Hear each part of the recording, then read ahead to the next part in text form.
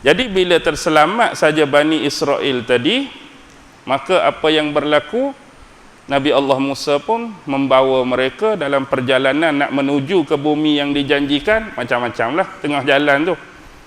Inilah yang disebutkan tadi, yang Allah sebut kamu akan diuji dengan pelbagai ujian. Macam-macam Bani Israel ni. Mereka walaupun kita kata duduk jadi hamba orang, kuli orang di Mesir, sekurang-kurangnya boleh makan. Boleh makan kan? Kita jadi kuli pun boleh makan. Ni bila duduk tengah padang pasir, batu jenis berbatu batan, kan situ ada Bukit Tursina apa, payah nak makan tu, dia start dah lah perangai dia.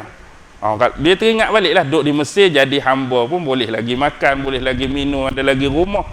Ni duduk sini ni, Allah, makan payah, minum payah, panas lagi, rumah tak ada. Dia start dah buat songeng.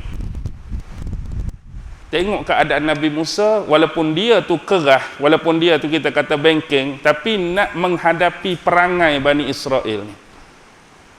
Lepas tu minta ayat pula. Sehingga sekali lagi, mukjizat tongkat Nabi Musa tu, dia pukul pada batu di Bukit Tursina tu, keluar 12 pancaran mata air tu kan. Ayat dia surah Baqarah tu apa dia, Haji? Allah. Tak ingat lah ayat tu.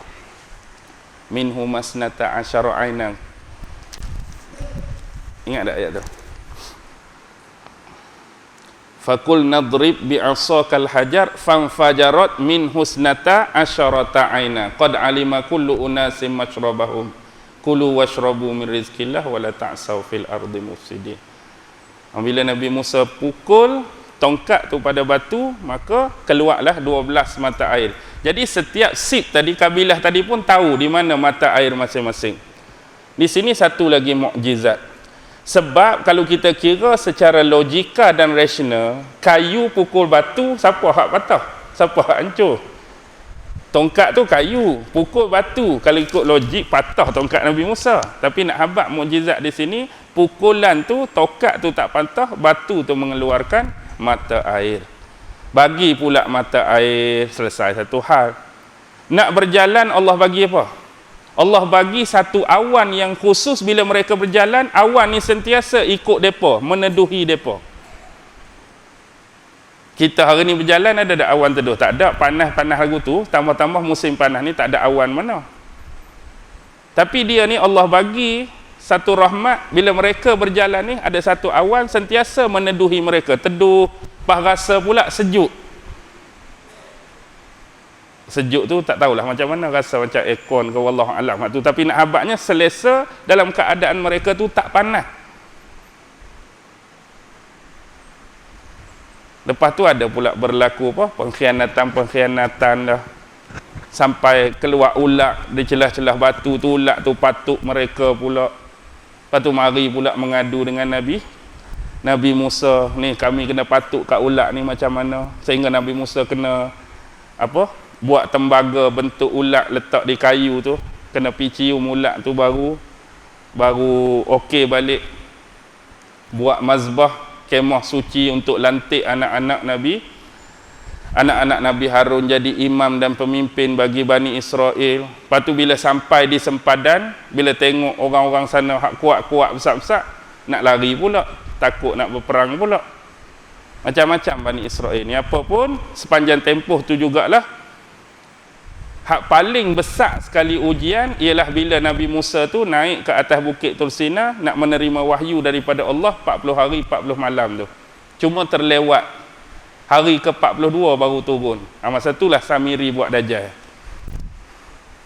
Samiri buat dajjal macam mana tuan-tuan? Mah tadilah, mah hak mereka pinjam tu tak sempat dikembalikan tu banyak. Jadi Samiri buat cerita lagu mana? Mah ni bukan hak kita. Bila bukan hak kita, kita ambil tu jadi kesalahan. Dalam hukum salah ambil hak orang. Lepas tu kita nak buat lagu mana ni? Nabi Musa naik dah atas bukit, nak tunggu dia turun. Baiklah.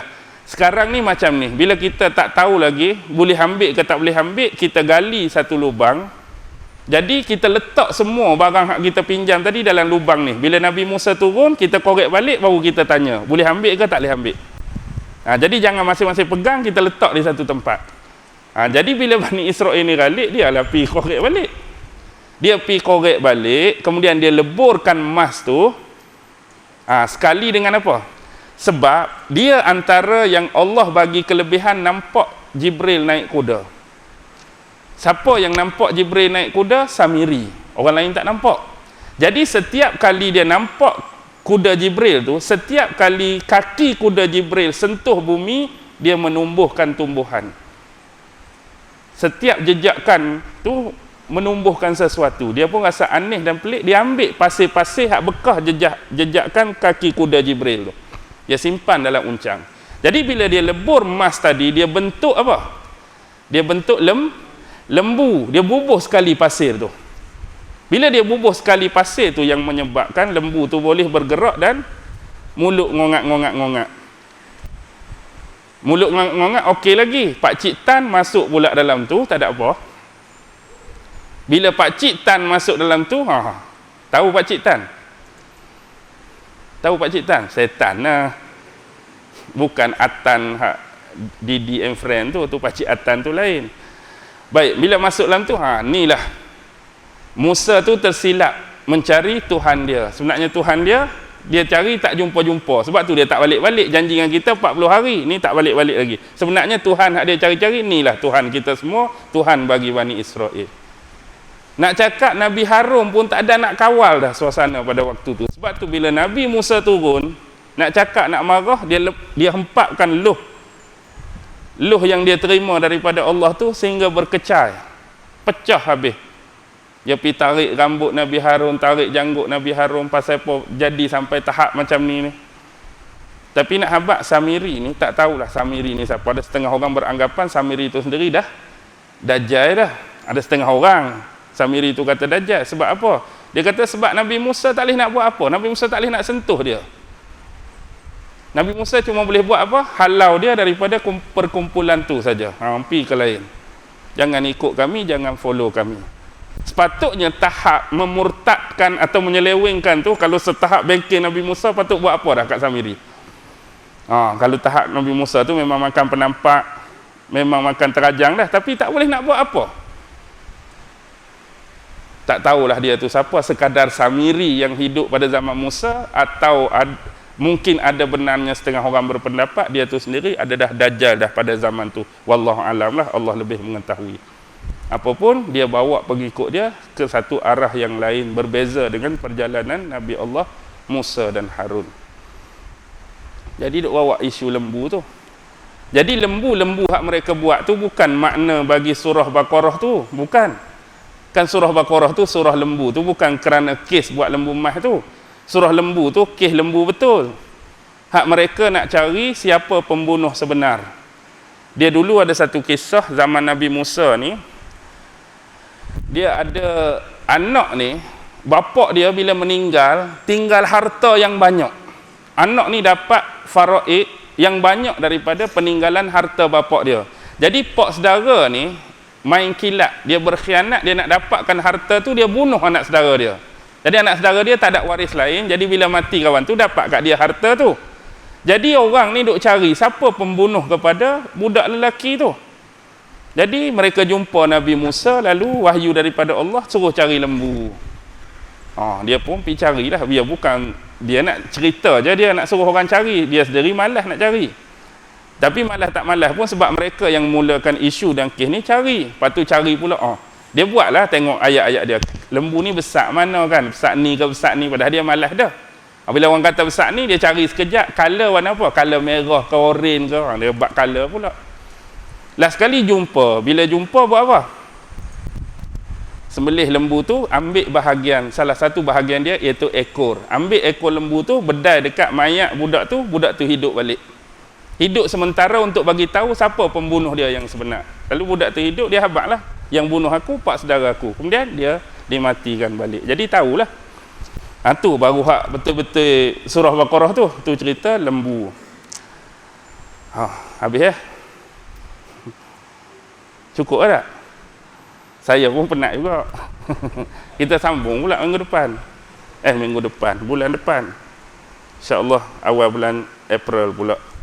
Jadi mudah-mudahan daripada sedikit tafsiran berkenaan ayat 90, 91, 92 daripada surah Yunus dapat memberikan kefahaman tentang ayat-ayat Al-Quran yang difirmankan oleh Allah Subhanahu wa taala kepada kita semua. Mudah-mudahan kisah Fir'aun ini dapat kita jadikan pengajaran dan sempadan dalam kehidupan kita agar sentiasa berhati-hati tentang watak kita.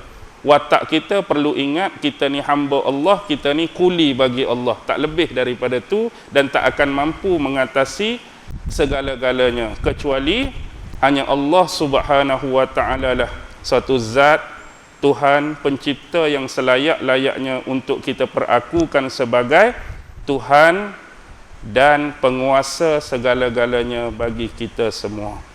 Jadi apa yang telah dilakukan oleh Fir'aun merupakan satu pilihan jalan yang silap, jalan yang salah.